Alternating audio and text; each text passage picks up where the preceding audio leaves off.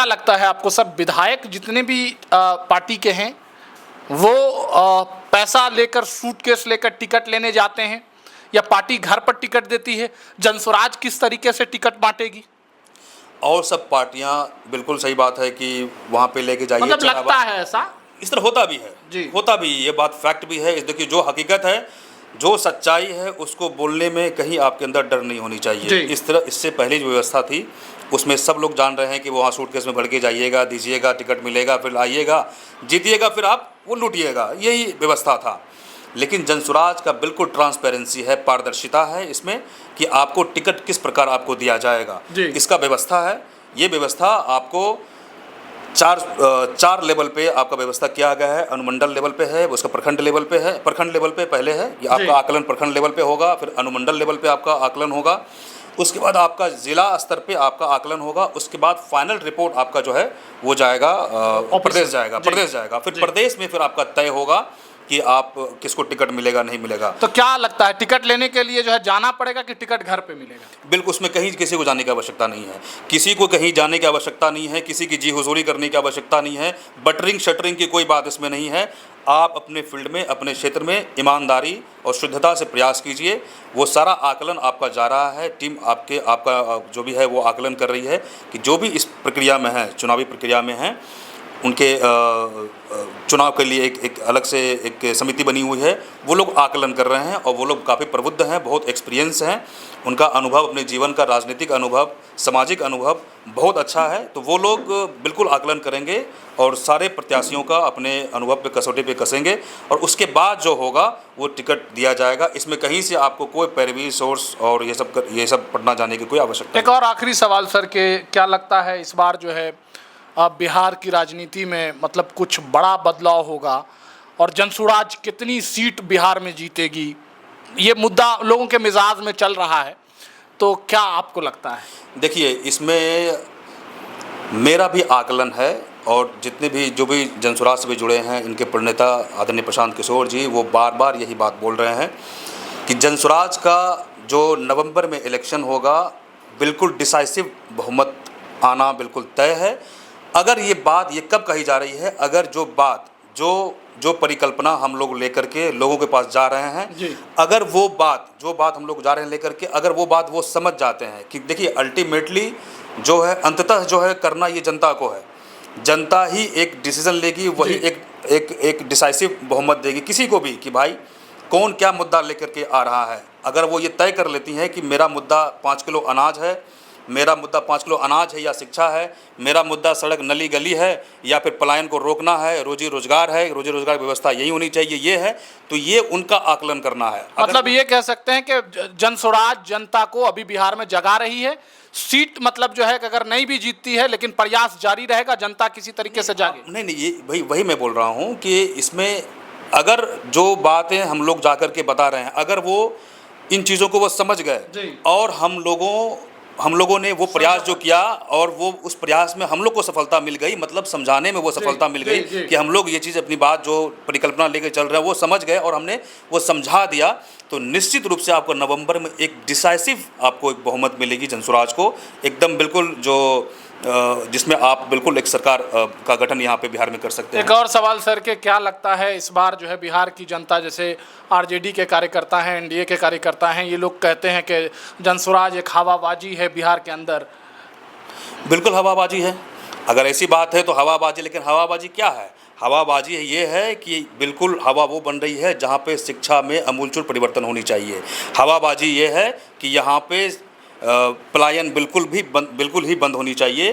हवाबाजी ये है कि यहाँ पर रोजी रोजगार का व्यवस्था यहीं पे लोगों, बिहार के जितने भी वासी हैं, जितने भी नौजवान हैं, उनकी व्यवस्था यही होनी चाहिए। किन्हीं को अन्य प्रदेशों में जाकर के उनको गाली नहीं सुनना है। और देखिए, ये हवाबाजी, और ये हवाबाजी ऐसी हवाबाजी है कि जितनी भी पार्टियां हैं उन सब का हवा निकाल देगी सब, बिल्कुल उस ये हवाबाजी नहीं, ये हवाबाजी धीरे धीरे तूफान का रूप ले लेगी और सारी पार्टियां उड़ जाएंगी और आपको नवंबर में जनसुराज का यहाँ पे आप सरकार निश्चित रूप से बन। सर क्या लगता है, बेगूसराय के अंदर रिफाइनरी है, HURL है, मतलब थर्मल है, ये है, बहुत सारी पेप्सी प्लांट है, और शिक्षा के भी लाइन में चलें तो यहाँ पर जो है कोई ऐसा मतलब जो है ये नहीं है, विश्वविद्यालय नहीं है, यूनिवर्सिटी नहीं है, मेट्रो की व्यवस्था मुजफ्फरपुर में बात हो रही है और उसके बाद जो है आपको यहाँ भागलपुर में सब जगह बात हो रही है, तो बेगूसराय में विश्वविद्यालय क्यों नहीं, दिनकर विश्वविद्यालय क्यों नहीं, यूनिवर्सिटी क्यों नहीं, बेगूसराय के अंदर जो है क्या बोलते हैं कि सुविधा स्वास्थ्य की सुविधा क्यों नहीं, हॉस्पिटलों में लोग परेशान हो जाते हैं। एक और सवाल कि ब्लॉक में लोग जाते हैं वहाँ घूस देना पड़ता है। एक और सवाल है, जनता का सवाल है कि जो है हम लोग इंदिरा आवास मिलता है उसमें 25-25 हज़ार रुपये का एक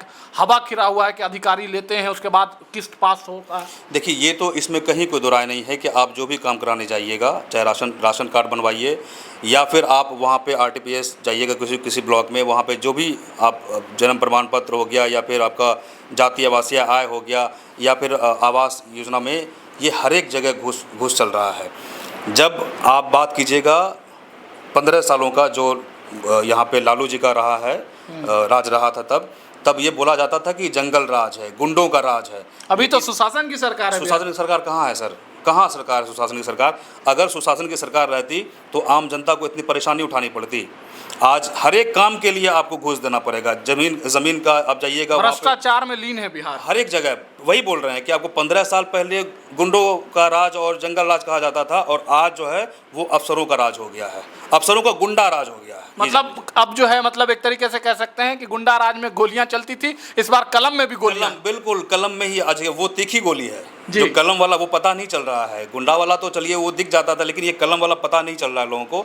लेकिन ये परिवर्तन बिल्कुल निश्चित रूप से होकर रहेगा। शिक्षा के मामले में बेगूसराय में यूनिवर्सिटी नहीं है, बेगूसराय में विश्वविद्यालय नहीं, बिल्कुल वो चीज़ें होनी चाहिए कि नहीं? बिल्कुल होनी चाहिए, बिल्कुल होनी चाहिए। बच्चे पढ़ने जा रहे हैं मध्य प्रदेश, इधर उधर, इंदौर, दिल्ली, मुंबई। अच्छा देखिए, यही बात जनसुराज कह रही है, यही हम लोग समझाने का प्रयास कर रहे हैं कि माइग्रेशन जो है वो सिर्फ गरीब परिवार के घर से नहीं जा रहा है, उनके घर से नहीं हो रहा है। माइग्रेशन हर एक घर से हो रहा है, चाहे वो किसी भी लाइन में हो। आप या तो आप मजबूरी के तहत कहीं पे रोजी रोजगार के लिए जा रहे हैं या शिक्षा के लिए, पढ़ाई के लिए भी यहाँ से पलायन लोग करके बाहर अच्छी शिक्षा के लिए नौकरी। क्या बेगूसराय में अभी जो है प्लांट है, पेप्सी प्लांट है, रिफाइनरी है, उसके बाद जो है थर्मल है और जो है HURL है, ये सब है। तो क्या लगता है बाहर के बच्चे यहाँ आकर नौकरी कर रहे हैं, यहाँ के बच्चों को रोजगार नहीं? आपको एक छोटा सा आंकड़ा मैं देता हूँ जी। जिस फील्ड का मेरा अनुभव है, जिस इंडस्ट्री का, जिस उद्योग का मेरा अनुभव है, वो एक्सपोर्ट हाउस है जी, गारमेंट एक्सपोर्ट हाउस।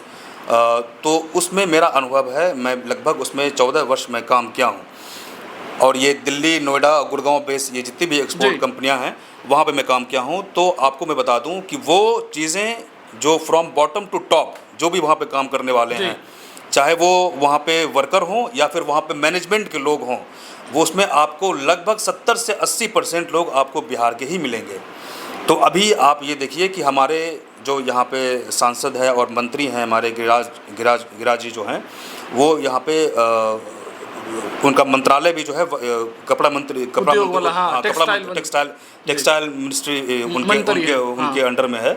तो आप ये बताइए कि अगर वहाँ पे जिस मंत्रालय में वो हैं, जबकि मेरा 80% वहाँ पे मैन पावर मेरा ही है जी, तो क्या अगर वो उस इंडस्ट्री को सिर्फ अपने इस क्षेत्र में ले आएँ तो एकदम निश्चित रूप से आपको बता दे रहे हैं आपके चैनल के माध्यम से, वहाँ पे हज़ारों में नहीं लाखों में यहाँ पर सिर्फ अपने बिहार में ही, अपने ये बेगूसराय क्षेत्र में लाखों लोगों का यहाँ पे रोजी रोजगार का सृजन किया जा सकता है। मात्र एक इंडस्ट्री के ज़रिए किया जा सकता है, जिस इंडस्ट्री को जो मतलब आप मानते हैं कि इस बार बिहार की सरकार, मतलब आप ये मानते हैं कि इस बार बिहार की राजनीति में कुछ बदलाव हो और नई सोच वाली सरकार? बिल्कुल, इसमें अमूलचूल परिवर्तन होने वाली है। नवंबर में अमूलचूल परिवर्तन। नीतीश कुमार जी पर बात आती है, नीतीश कुमार जी की सेहत क्या लगता है कि स्वास्थ्य ठीक है कि गड़बड़ा है? देखिए, ये स्वाभाविक है। जब मेरी भी उम्र हो जाएगी, आपकी भी उम्र हो जाएगी, सवाल उठ रही है लगातार, जनसुराज के कार्यकर्ता भी उठाते हैं कि अब जो है सेहत उनका ठीक नहीं है, छोड़ देना चाहिए। ये हम ही लोग नहीं उठा रहे, ये सबसे पहले किसने उठाया? आरजेडी भी उठा रही है। सबसे पहले आपको याद होगा सुशील मोदी जी ने ये बात उठाई थी कि वो उनकी मेंटल जो सिचुएशन है वो उनका ठीक नहीं है, मेंटली वो फिट नहीं है। और इसमें कहीं कोई ये नहीं है, देख लीजिए, उम्र जब किसी का भी होगा, आपका हो, मेरा तो क्या मतलब एक जिम्मेदारी नहीं है, एक जिम्मेदारी वाले पद पर हैं और संभाल नहीं पा रहे हैं, लग रहा है क्या? वो बिल्कुल नहीं संभाल पा रहे हैं। अगर वो मेंटली फिट रहते तो आज जो परिस्थिति बिहार की है वो बिहार की परिस्थिति नहीं होती, निश्चित रूप से नहीं होती, बिल्कुल नहीं होती। हमारे साथ मौजूद थे इस वक्त रिजवान उस्मानी जी। इनका कहना है कि इस बार बिहार विधानसभा चुनाव में जनसुराज जोरों से काम कर रही है और जनसुराज ही पूरे माहौल में छाई हुई है। चलिए, आपकी क्या राय है कमेंट बॉक्स में बताएं। मैं हूं शाद अहमद। अब आज तक के लिए इतना ही। जय हिंद, जय भारत।